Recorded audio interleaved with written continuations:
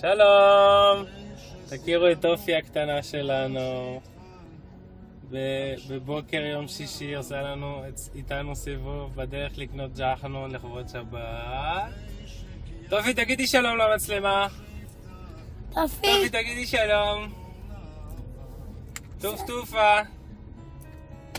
טוב, היא מתביישת, היא פעם ראשונה שלה בטלוויזיה.